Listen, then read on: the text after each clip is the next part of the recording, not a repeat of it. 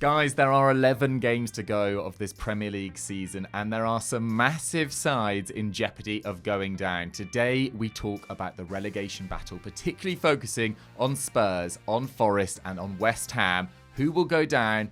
Listen out for all our predictions come the end of the episode. Jack's here, Sam's here, on with the podcast. Okay, let's talk about that relegation battle then. It's taking on fresh twists and fresh turns, as you always expect, with just over 10 games to go, but I'm not sure anybody was quite expecting the situation we're actually in. Dougie, we talked about this in November for an episode, so I'm just going to go and take some stock pretty quickly on where we left it in November, because these were the situations that certain clubs are in. Wolves were long gone, for obvious reasons, still are. They have won once all season, and they are 15 points off safety. Although the day this podcast is released, they play Aston Villa in a Midlands derby at home, so could be 2 wins and 12 points off. You never know. Funny games like that. Burnley was 17th at the time. We both agreed that they were destined to fall, that they were very bad. They've fallen.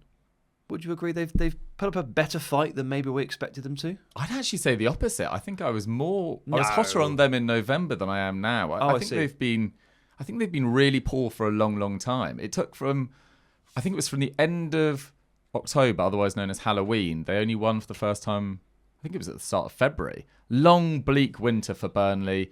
I don't think there's too many individuals that will be in the Premier League next year. I don't think anyone's really shone to that extent. There's normally 2 or 3 from every relegated side that has some speculation about them. I don't get that impression with Burnley. And, if Vitor Pereira instigates a change at Forest, Nuno's obviously improved things finally at West Ham, maybe they'll regret not getting rid of Scott Parker earlier in the campaign as well. Although I do think on individual squad quality, particularly in forward areas, maybe they were always doomed for the drop. It's not the answer I was expecting. They're not that far off the pace, really, in terms of points. I agree that they've never really looked that good, but I guess where I'd set my sights for them was looking at kind of like the Southampton range of like, are they going to beat Derby's record and a bit more? Like that's how bad I thought they were at the start of the season, which has been proven wrong. They've got in those terms, the points have been pretty plentiful. So there you go. Anyway, they're still down there, and we don't expect them to claw themselves out of it. West Ham, extreme set-piece issues and no strikers to speak of were haunting them. We will come to those issues a little bit later on, but it looks a bit like they might have solved both, and it's given them some hope, so that's good. Fulham, we labelled chronically unfortunate, and turns out that when fortunes change and your luck turns, you end up fighting for European spots. Well, Jack was worried about relegation, I remember, in November. Yeah. Quite legitimately. I would say that Jack is still probably worried about relegation somewhere in the back of his mind, because it'd be a very Fulham thing to do, to be relegated from here. I was until the weekend, and I think that was probably enough to make me feel that we can get to the magic 40 points. We'll be fine from here, I'd say. Okay, good. And then, so Forest, obviously still amongst it. We will talk about them a little bit later. They're on to their 4th manager of the season. And finally, Leeds. Bit of breathing room, thanks to a couple of tactical tweaks, playing more to the style that they've recruited for, and Dominic Calvert-Lewin goal splurge. That, baby. Very nice. But a club that was not involved in that discussion at all was Tottenham Hotspur. But Dougie, they are now 4 points above the drop, and their form is disgraceful. It is. I mean, it really, really is. And I think, yes, you can probably guess that they are leading this topic because, yes, they are top of the bottom set of teams that still have a chance, I would say as well, but also they're the big story of the week. You never want to lose the 4:30 game on Sunday. That's the game that most people are able to watch. It's the game that dominates the headlines for the next few days. And Spurs, for the second time this season, got humiliated by their closest rivals. And again, it was Eze, a player that they thought they had through the door in the summer before he joined Arsenal, who did the damage along with Victor Gyökeres, who, aside from a few games in recent weeks, has really struggled this season. Yeah, scriptwriters have been really harsh this year, haven't they? Really, it's just rubbing further salt into the wound, as Jack said earlier about my laptop as well. But this is even worse for Spurs than any laptop shenanigans, because only Wolves have lost more home games than Spurs in Europe's top 5 leagues this season. Get a load of that. Ooh. They are the only winless team, home and away, in the Premier League in 2026. Yep. This was Arsenal's biggest win away against them since 1978. They've only won 4 of their last 28 home games. And just to further just humiliate them further. They had 9 shots in 2 league games versus Arsenal this season. That was their lowest against a Premier League opponent in 2 games since Man City in 2019-20. And Man City at that time were a phenomenal side. And actually Spurs the year before that had knocked them out of the Champions League. So it felt like they were at least still going places under Mauricio Pochettino at that time. Yeah. Now Spurs feel really, truly lost, Sam. And there's reports today that have come out that Conor Gallagher is on £200,000 per week, and it feels like their whole strategy is teetering, the whole club is teetering, and unlike West Ham and Forest, they don't really have any players in great form, and they don't really have any players full stop. Yeah, so they don't really have many players that fit right now. The Gallagher wage was known when he signed, because this whole topic came up when Villa went in for Conor Gallagher and then Spurs. I don't remember it. Maybe it's because you're a Villa fan. I didn't know he was going to be paid £200,000 a week. So Villa offered a pretty modest. They're under UEFA sanction. They can't offer anyone £200,000 a week.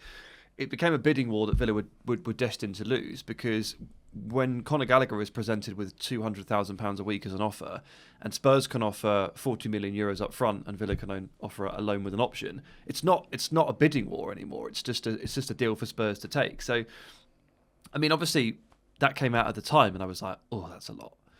But ironically, we're talking about Conor Gallagher earning a huge wage here on a day where there's also been a report that Spurs are looking to rip up the wage structure if they survive and really go out and spend. I was like, well, that's also probably the wrong idea, because you can have a wage structure and be successful still. Like Chelsea have a wage structure and Liverpool have a wage structure, and they're actually quite clear on those structures. So it doesn't preclude you from success because you have a wage structure. But this just feels like another situation, like another day where something comes out about Spurs and you're like, that doesn't make any sense. And it's really hard to get the feeling that anything is going right for them. And I don't want to zoom in too heavily on one moment from the weekend because it's dangerous to do so. But obviously there's this video going around of Igor Tudor trying to get his defenders to push up and I think spread out as a back three. Nicky van der Ven, amongst others, but chiefly Van der Ven, don't appear to be listening. Not that interested in doing what he's asking for, and Tudor's getting really visibly frustrated on the sidelines. Again, it's just a microcosm. Like, don't index too heavily on that, but when you stack it up with all the other things, so as you've already said, you've got no wins in 2026 in the Premier League. There's a mountain of injuries. 5 goals conceded in the 80th minute or later this calendar year, including Semenyo 94th minute, Wilson 92nd, Gyökeres 93rd, so very late. The bench against Arsenal this weekend was 5 teenagers. One of them has ever played Premier League football. That's Sousa, who joined in January from Brazil. He's played 67 minutes of Premier League football. The other 4, not a minute between them. Club captain Christian Romero has done multiple Instagram rants against the club this season. There's been a story about sponsors pulling out, which I think is a little bit disingenuous. Sponsors come and go, contracts change, but it's like every day something happens. And there's a guy on Instagram who does a day in the life of Spurs. He does these walking around videos and talking to the camera. They're comedic. They're very good. He's just had so much content to draw upon because every single week something horrible happens to Spurs or something really bad goes wrong. It's actually beyond belief at this point. The amount of stuff I see that I'm like, that's wrong, that's bad, that's awful, that's unlucky. It's just all snowballing, isn't it? It really is. I mean, only Burnley and Wolves have picked up fewer points than Spurs' 12 across the last 17. 12 points in 17. That is relegation form. And actually, the next worst is West Ham and Sunderland, who are on 18. So they are quite cut off from the other sort of sides that would be in the relegation mix if Sunderland hadn't had such a brilliant start. We mentioned Jack feeling safe. If Sunderland hadn't got off to the start they did, I'd be very nervous right now. Sure. But it took Spurs' board until the 11th of February, the day after that 2-1 defeat to Newcastle, to finally pull the trigger on Thomas Frank, despite only winning 2 of the previous 17. And yes, there was that really difficult run of games with City and Newcastle and Man United just before Igor Tudor's arrival against Arsenal. Maybe they thought, we are unlikely to beat Arsenal, but maybe the managerial change will get something going in the same way that Liam Rosignol and Michael Carrick have instigated a certain amount of change at their new clubs since arriving in 2026. And maybe there'll be a reaction. but there just wasn't against Arsenal. No, there was nothing really. It was a lost performance, wasn't it? I appreciate this is against a team that has been in top spot in the Premier League for months now and has been the best team in the league so far this season. May well end up and going on and winning the title. I appreciate that's a hard game, but it was a genuinely very concerning performance, and it's the first one under Tudor. So you're looking for like flicks of positivity, flickers of life, and there just wasn't really a lot happening. The first 30 minutes in particular, I was a bit appalled, to be honest with you, at what they served up. And when you see him getting frustrated with the players, he had a full week with them because they got him in over the FA Cup weekend, so they had no game that week because obviously they're out of the Cup. He's had plenty of time with them on the training ground here, and his ideas are pretty set in stone. He's always been a back three guy, often been a front two guy. He has not compromised on his strategy. He's dealing with a lot of injuries. He's just kind of slotted pieces in and gone with the system that he likes. And the first bit of evidence we have is that the players aren't necessarily responding to it too well. And we have literal evidence of Van de Ven kind of ignoring it. So that doesn't feel good. From an outside perspective, I was very reluctant to put Spurs in this conversation, even as recently as a month ago. And that's coming from probably one of the first people, I'd say, me, to really doubt Frank and Spurs this season. I was a bit of a doubter earlier in the season, but I wasn't thinking this is going to happen.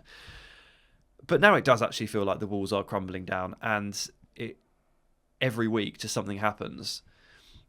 And the word tailspin is used a lot when this sort of thing happens, when you're talking about relegation fights. And I think Spurs are in a tailspin. I think they are the play that goes wrong right now, and they are going to need some help from somebody else in order to get out of this. Yeah. They'll need also one of their sort of remaining fit players to really step up. And we saw glimpses after about 15 game weeks or so that Xavi Simons was getting to grips with the Premier League. I'm not by any means putting the blame for all Spurs' problems on Xavi Simons. That would be immensely unfair.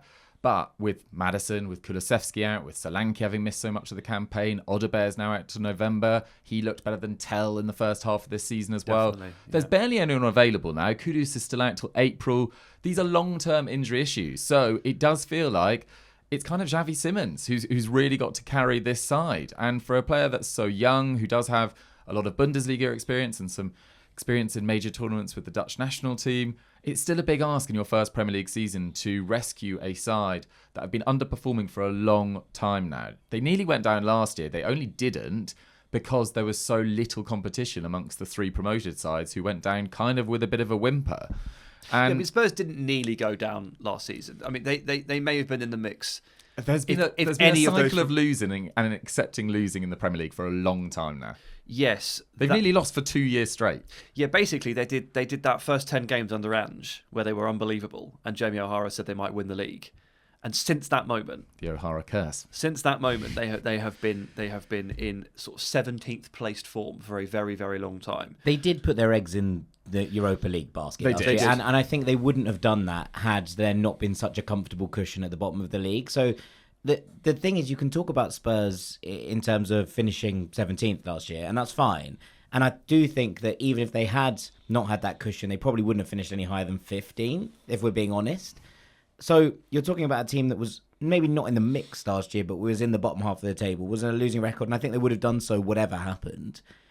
And now you're talking about it again. If we were talking about any other team under these circumstances, we're talking about West Ham, right? And obviously the positions in the table are slightly different. But one of the reasons that I think it's difficult to trust West Ham is because they were in this position last year, right? And when you start to see teams being in that position, you know, when Everton was circling the drain, look, they've managed to drag themselves out of it. We'd put Everton in the conversation every year because of what we'd seen beforehand. We're now getting to a point where I think with Spurs, it's difficult not to put them in the conversation because of the length of time we've been having this chat, right? And this debate. It's just a team, a club name that you just have never associated with this conversation. You're right, Jack. It's very easy to associate certain names with this, and if they performed as Spurs did for 2 years, you'd have no hesitation. If this was Brentford, if this was Fulham, you'd be like, they're in the relegation mix, 100%. They could go down. It's just like there's a huge mental hurdle to overcome when saying these things about Tottenham, because it's Tottenham.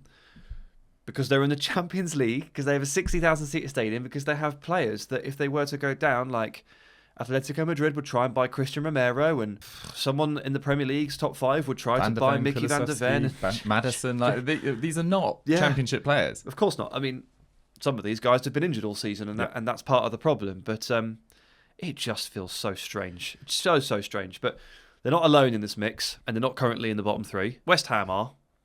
Let's go to West Ham. Okay. So I teased earlier that they had fixed or approached fixing 2 of the biggest problems that they had. 1 was they have no strikers. 2 was they are terrible defending set pieces, which of course in this iteration of the Premier League, as we've discussed recently, is a very, very big problem. They've done some good work here since mid-November to try and fix this. So obviously they've bought 2 strikers in January, Castellanos and Pablo. They've scored 1 Premier League goal between them, but that doesn't really tell the story. The most important thing is they've run, they've occupied, they've harassed, they've fought, and they have allowed West Ham's wingers to become primary goal-scoring threats. I think we all thought it was going to be Jarrod Bowen, who started singing. It's actually been Crescencio Summerville. He's been amazing. He's been absolutely amazing. And actually West Ham's form over the last 6 games, really, really solid. They've only lost 1 of their last 6. They've taken 11 points in that time. That's 6th in the league over the last 6 games. Really good stuff. And, you know, Chelsea and Man United are top. And I think Man United's actually top, on 15. So they've taken pretty much as many points as basically anyone in the league, aside from the very, very best. And even at the weekend in that 0-0 draw against Bournemouth, they created 2.3 XG. Bournemouth got 0.5 as well. The week before that against Man United were struggling to get back into that game for long periods of it. They beat Burnley, they beat Sunderland, sides that probably on natural talent are in around them as well. They nearly beat Chelsea. They were 2-0 up against Chelsea. And that actually, I watched that and I thought, wow, they've done really, really well in that game. But that is really demoralising. And actually, it hasn't knocked them at all. They've just kept on going. It didn't seem to, no. And they lost Todibo there to a red card at the end. And you think that's another thing that might start pulling them down. But it hasn't happened. And you know, Disasi's come in. He's been pretty solid. Not spectacular, but just like he's been very Axel Disasi. He is what he is. Better than Max Kilman this season as well. Yeah, for sure. And you know, these fixes started to be put into place before the window. But Disasi has helped again with defending set pieces.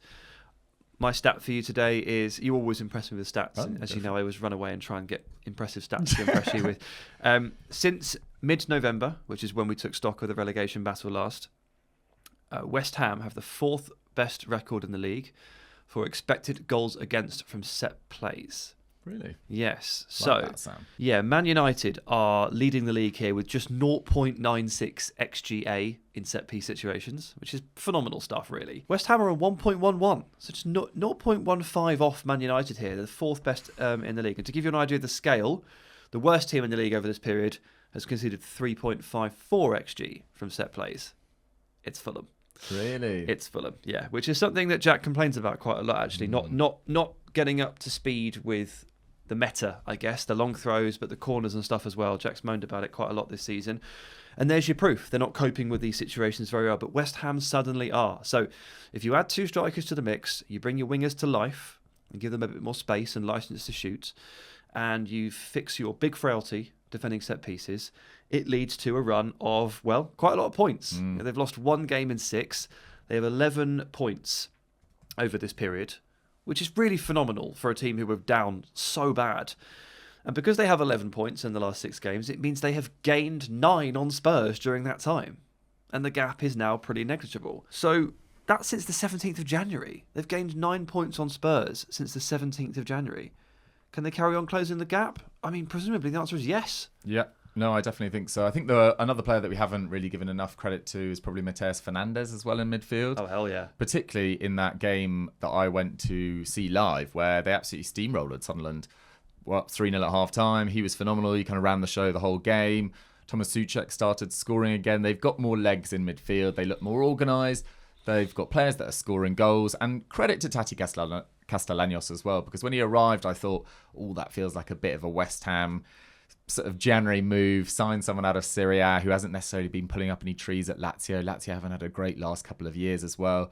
But he's put himself about, and I think he, as you say, created space for others, plays with a serious amount of intensity. And I think players like Summerville in particular have absolutely thrived off it as well. Summerville has started doing My gripe with Summerville, obviously he's got a lot of talent. My gripe with him over the years has always been that he ends up spending all of his time in really non-dangerous areas, doing loads of step-overs and flicks and jinking moves 40 yards from goal. It's such a waste of effort. And the big change for him in the last 6 weeks or so is that he has started doing all of that in the opponent's box. Oh, how much more dangerous he's become. Absolutely. He's not messing around 40 yards away. And he's been on an incredible run. 5 games in a row he scored in, 1 in each. Incredible consistency. Add to that, Bowen, 2 goals, 2 assists in a little spell. Really nice. Castellanos has worked super hard, as he always does. And I've seen him attempt 2 overhead kicks, which I think is actually below the running. I had him on 4 by now. Expected overhead kicks was around 4 by this point. I think he's only tried 2. So he's playing within himself. There's more to come. He was never going to score loads of goals, but he was going to occupy and run, and he is aggressive, and he will get booked too much and all that stuff. But he makes space for others, so it does work, even if they have overpaid. But it's needs must in January. So things are looking quite good for West Ham. Are they looking as good for Forest, the other team in this mix? Well, just finally on West Ham as well, they've got a really difficult run of games coming up. They play Villa, Liverpool and Man City in their next 4. But after that, they've got a really smooth run to the end of the season. So their run-in goes Wolves, Palace, Everton, Brentford. That's a pretty nice 4 games to have in a row. Then Arsenal, Newcastle, and then Leeds on the final day as well. So by which stage Leeds might be safe. So it does feel like they've got fixtures in order to secure safety for this year. Forest is a bit like Spurs, a very live situation in that they have another manager through the door. Hello. And he's brand new in Vitor Pereira. But massive credit. I watched the highlights. I didn't actually watch it live of their game against Fenerbahce. To go to Fenerbahce and win 3-0 and play as well as that with your key cogs delivering as well, like Morgan Gibbs-White's best performance of the season for me after quite a disappointing campaign for a guy who felt like he was not that far away from a World Cup spot this time last year. Now, I don't think he's anywhere close to it, but massive, massive credit. And then I don't think Forest, on the basis of this season, deserve to stay up for their sort of off-pitch decision-making. Shenanigans. Yeah. The transfer window was a disaster. Nuno falling out with Edu was a disaster. The hiring of Ange from Nuno makes absolutely no sense. Should they have got Dyche at that stage? Timing of the Ange hire, yeah. Even the Dyche move, I didn't think Dyche was nearly as bad as people made out, but still, the mood...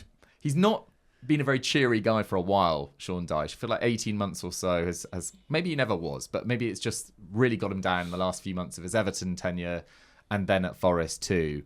But I thought they were very, very impressive in the highlights that I saw against Liverpool at the weekend. They were unfortunate. They were great against Liverpool. It's a bit of a tragedy they didn't get anything from that game. Liverpool were terrible and Forest were excellent, but Forest lost. And Jamie Carragher sat there and called it one of the biggest robberies of the season. And I don't disagree with him. Problem is that when you're down there and you've got that relegation doom stink on you, you can very much outplay Liverpool and somehow lose in the 97th minute. That's a classic relegation move. Seen it so many times before. So in my head, I'm trying to weigh up, go to Fenerbahce, win 3-0, phenomenal achievement. Play Liverpool off the park, very, very good. Still lost. It's the results that matter at the end of the day. It's the points. But how much stock do I take from the performance versus that doom stink that I can see? And it's for me to weigh up. And when I try to make these predictions and try to figure it out, how encouraged can you be? How much time is there left? Can you convert those performances into results? It's very, very difficult. But Vitor Pereira is a wild card because he's another new manager. So it's another injection of life. And ultimately, he's managed 2 games and they played brilliantly in both. Is that enough to give you the hope that you need? Quite possibly. I mean, he's very, very different character from Sean Dyche, isn't he? Adds that same level of intensity, potentially on the training pitch, but in terms of his positivity that he brings around the club, the pints for points thing, that sort of stuff does work when you're really down and in it. It also works when you're really good. Do you remember when Antonio Conte was winning game after game with Chelsea, and they made a whole thing about how he would let them have a beer and a pizza in the changing room after each win? It's like Diego Costa doesn't need like a pizza and a beer for motivation to win, but it helps. And he does have previous as well. This is a guy that went unbeaten through his first 3 games at Wolves, winning 2. They then lost 4 in a row, which you can't really afford to do with Forest in their position, with West Ham's form as well. But they then won 8 of their next 13 and eventually finished 16th. Although I would say that season, Cunha did end up scoring 17 league goals and Strand Larsen 14. This is only last year, of course. And it's difficult to imagine a Forest forward delivering to that extent when Chris Wood is not fit. Yeah, goals are feeling like a bit of an issue. They've finishing. I mean, they've tried pretty much every angle possible. They've signed a lot of strikers, a hell of a lot of wingers and attacking midfielders. Too many wingers. Yes, obviously, too many, just too many. But none are firing to the extent they probably would like. I like Igor Jesus. I think he's a handy forward. Again, he puts himself about, makes good runs. He's not super clinical, but I think he is good enough. I'm not sure Lorenzo Luca's going to do too much. But if Igor Jesus can fire just 3 or 4 more, or whatever it might be, Elliot Anderson, Morgan Gibbs-White, Callum Hudson-Odoi, they have real quality running through this team if they're playing well. And Anderson's playing really well still. Gibbs-White is playing really well. Hudson-Odoi was very wasteful against Liverpool. If he can figure it out, or one of the other 75 wingers can find their shooting boots, they might hop-step their way out of trouble really quickly here. Yeah. I do think that if you sign, I think it was 13 players in the summer, and I think 9 of them have played under 700 minutes. 3 have already left the club. And you have 4 managers in a season. No one's going to be like, oh, what happened with Forest that year in 10 years' time? Everyone will remember what happened with Forest. They went through 4 managers and signed 13 players and none of them worked. So on that basis, I don't mind if they go down. Yeah. I do think that they have deserved to on their decision-making for this season. Do I want them to go down? I don't really have a dog in the fight. I don't really care who goes down necessarily. But I look at the individual player quality that they have and the fitness of their squad compared to Spurs, and it does really worry me. And then I also factor in that Forest, there's a risk in saying this because Fenerbahce could come back, but it looks unlikely. Forest are all but through in the next round of the Europa League. Spurs have Champions League football coming in March. West Ham don't have any of that. With momentum in their side, with some of the key attacking players in form in a different way to Forest and Spurs, I actually think I have West Ham as favourites of the 3 of them to stay up. Just on that point, in terms of deserving to go, etc., I think you can probably make a case for all 3 of them. I think you can make a case for the ownership at West Ham, which is obviously under huge protest from the fan base, deserving their karma for basically running the club into the ground over the last couple of years. I think you can make the case for Nottingham Forest as you did, with the idea that they just feel like they're throwing stuff at a wall, and it's been very useful for a while, but when it goes wrong, it goes pretty desperately wrong. And I think you can make an argument that Tottenham have absolutely wrecked it at the top of the club as well. Yep. And there was so much joy about Daniel Levy leaving, and look, that's fine. Spurs fans are totally entitled to that. I'm not trying to take away from that. But it hasn't got better, and we have these conversations about Vinay wanting to keep Thomas Frank and Johan Lange basically being his man in the corner, and the family being like, no, we want him gone. It taking them too long to do anything, putting them in this position where they had to bring in an interim, but none of the interims that you'd think would maybe can reconnect the club and fans, which has been a massive issue all season, is going to do that. So they bring in Igor Tudor on the advice of Paratici, who's left the club to go to Fiorentina. It's all a complete mess. Yeah. And so I think you can make the argument, whoever goes down here of these 3, and we assume it's probably going to be one of these 3 at this point, that if you can make the argument that actually they brought it upon themselves, no matter who goes down, I think. Yeah, and also years in the making, not just this season, for at least 2 of these 3, but possibly more. But Forest, have jumped up and down the table quite significantly. This time last year, they think about Champions League. This time last year, it was Champions League. This time, the year before that, they got a points deduction. Yeah. And they were in 17th. So it's been a wild ride, and at no point does Nottingham Forest feel like a club that has been cohesively or hugely well run. I think 4 managers in the season is enough evidence to say that, even if they have had some success so far. Don't put that online, by the way. The Forest diehards will come for you. Yeah, I mean, it is what it is. Marinakis' henchmen. Yes, is that the same people, yeah? Yeah, it feels like it. For sure. Also, Forest fans are entitled to be defensive of Marinakis. He has taken them out of the mire and all of those, where the club was nearly run to the ground. Be defensive, but I think sometimes you can also that's fine. He's a bit nuts. Like Forest fans, will defend him, and that's totally fine. It also doesn't mean that what he's done this season is right, and they're allowed to defend him even if they get relegated, right? But also you can say that maybe if the season hadn't played out in the way that he has made it play out, that things might have been different. So both of those things can be true at once. Agreed. So a lot of neutrals criticise Forest for the turnover of managers, but ultimately Forest fans point to success. Mm-hmm. They went from the relegation set of the Championship into the Premier League, and they did it by firing managers. So they'll say it works. You might not like it, but it works. And we'll say, well, yeah. Well, if you jump from 17th to 7th to 17th, something's working. I actually don't. I think a lot of clubs follow a very similar managerial model. I don't think anyone follows a similar recruitment model in the Premier League to the same extent that Forest do. Probably not, no. Probably not. Okay, one final thing to throw into the mix here is a question before we come to our predictions. And Jack, I'll ask you for your predictions too, so fair warning. But before we get there, all three of these teams are still involved in a cup of some description. So for Forest, it's the Europa. For Tottenham, it's the Champions League. For West Ham, it is the FA Cup. Is being involved in a cup good or bad? Or is it not a simple yes or no answer? Is it entirely contextual? I mean, judging by Spurs last season, going deep in the Europa League didn't help them at all in the Premier League. But then they did fully reprioritise. They did, exactly. Yeah. But they can't do that this year. No. I think it's too tight. They will go down. And the sides below them are significantly better. So they can't do that. I would say the Champions League is a big burden for Spurs right now. I also think it probably, if they hadn't been doing so well in the Champions League, they would have got rid of Thomas Frank earlier, which probably would have given them a better chance of survival. I'm not saying it would have necessarily guaranteed it, given their injuries. I'm almost certain that Frank lasted 2 months longer than he should because of the Champions League. So in that sense, it has been a problem.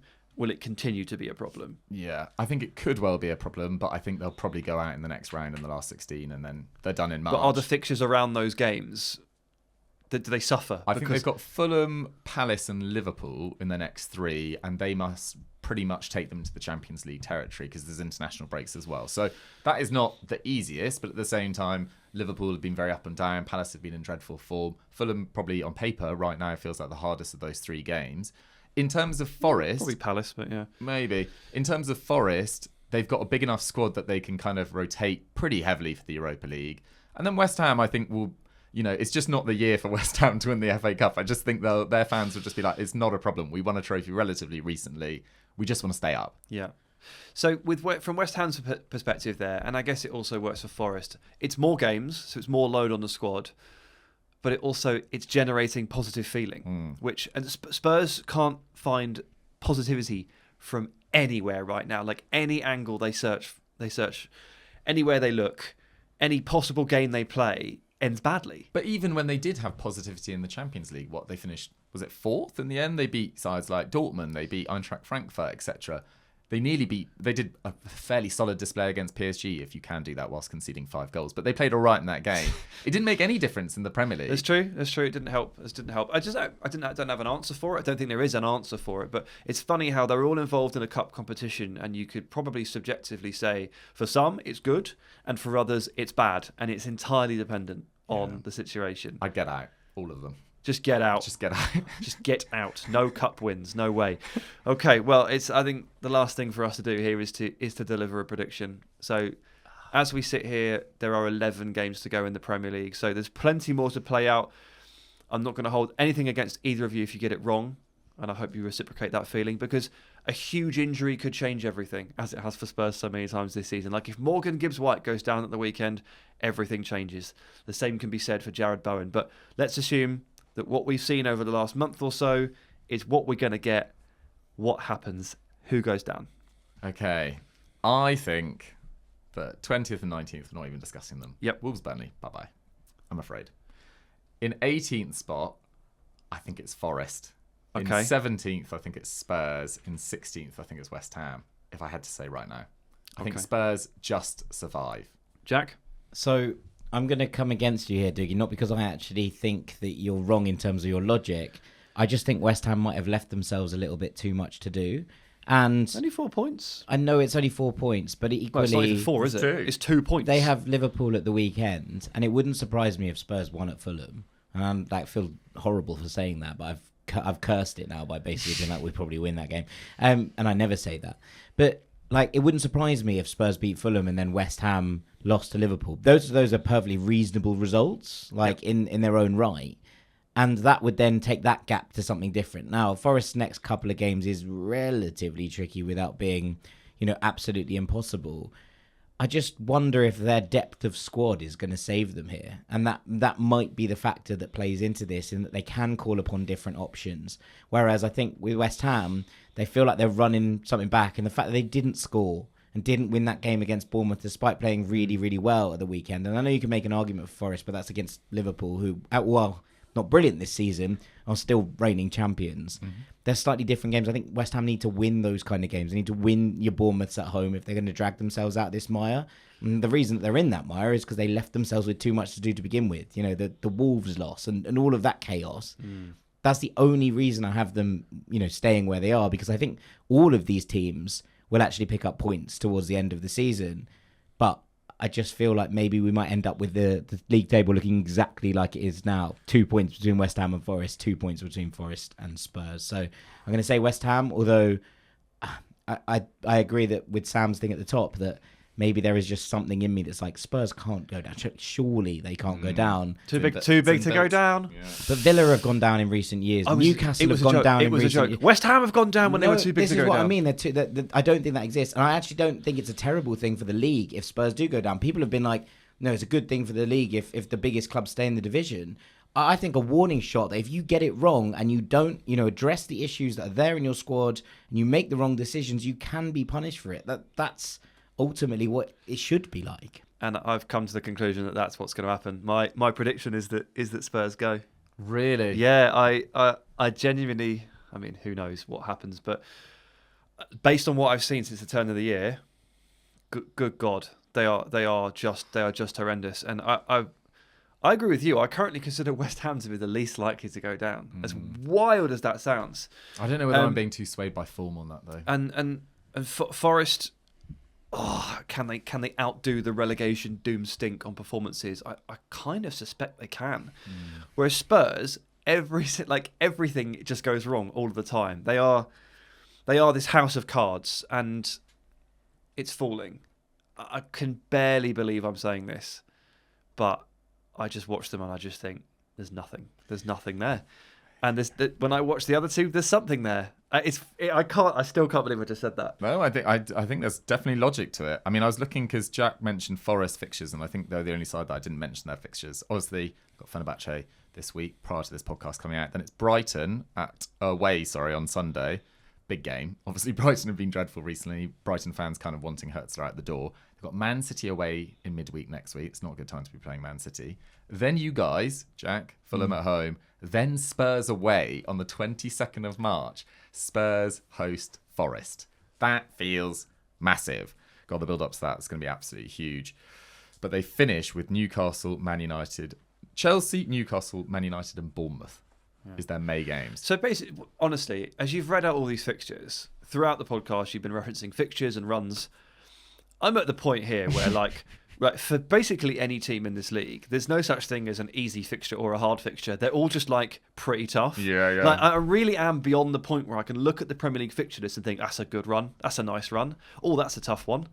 Because it really does. It feels like a bit of a coin flip sometimes. Well, there's 6 points still between Brentford in 7th and Brighton in 14th. And the vibes and review of Brentford and Brighton right now couldn't be any more different. Absolutely. And I've watched Villa go through patches this season where I'm sure you'll remember, but according to the Opta analysis of the fixture list, Villa had statistically the easiest first 5 games of the season. Remember how that went? Didn't win one. Barely scored a goal. Yeah.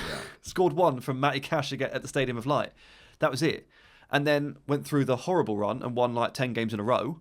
And recently have dropped points to Bournemouth, to Brentford, to Leeds, squeaked to win against Brighton. I can't wait for the next big game. Everton, lost to Everton. Beat Newcastle away. Oh, no problem. But all those games you're supposed to win, didn't win them. honestly, I just don't even look at the fixtures anymore. I've just given up. What I'm really glad on reflection is that we had a pretty decent. This is Sunderland. Obviously, August, September, October. Here we go. He's going to curse his team. But we had a really good December and January when everyone was gone. We kept on picking up draws. You told us, Jack. How many times did he tell us? All through August, September, October. Wait till AFCON. Well, December, January, it's a tough one. AFCON, the fixtures. The fixtures were hell, but we kept on drawing games. It's when we drew at Anfield. It's when we drew against City. Yeah. I think that's when it was around the same time we beat Newcastle. You drew with Arsenal. We then lost against Fulham. We drew against Brighton away, which felt tougher at the time. But honestly, I would be really, really panicking if I was a Sunderland fan if we hadn't have had that sort of unbelievable start. So it just shows that if you don't get your proverbial, ducks in a row? Ducks in a row is a better way of saying it. Early enough in this season, it can leave you the most terrifying February, March, April, May. It really can, and these three teams are fully feeling it. The other ones that we haven't really mentioned too much, only briefly at the top, teams like Leeds, they sorted themselves out in time. Now, we had them all going down. Now, like these guys, like Leeds are not out of this conversation. No, they're only 2 points above Spurs. It is worth probably talking about, although I just have much more faith in them. Exactly, and they're technically 6 points above 18th. They are by no means out of this conversation, and you can stretch it up to 10 points if you want, and loop in sort of Brighton and Palace, who have had their difficulties. But we're up into the 34, 35 point region there. And from Leeds' perspective, I mean, they've lost 2 games in like 3 months. They have figured it out. They're a very strong side. Anton Stack is God. So they're gonna that's why the feeling around that team is so different. Whereas for these three, it's been horrendous. Plus also just one win for any of those sides: Newcastle, Sunderland, Palace, Brighton, and it feels like a pretty big tally to overturn. Absolutely. Even Leeds if they get a win in the next couple of games. We have naturally split between the three of us on who is going down. 1 for each, which is lovely. And I didn't do the Spurs one at the end by design. I didn't want to even it out. That's the conclusion I drew. I'm still shaking. You're shaking. Goodness me. Internally. Yeah. My laptop's still drying. Absolutely. Still annoyed about that for sure. Well, that was quite sobering. Yeah. Quite sobering indeed. But a good chat, and we'll see how it goes. Couple of big months up ahead. Thank you so much for watching this episode of The Truth, guys. Absolute pleasure. As ever, check out Footwork Media and their website if you want to book this podcast space. Have a great weekend, and I'll catch you next week.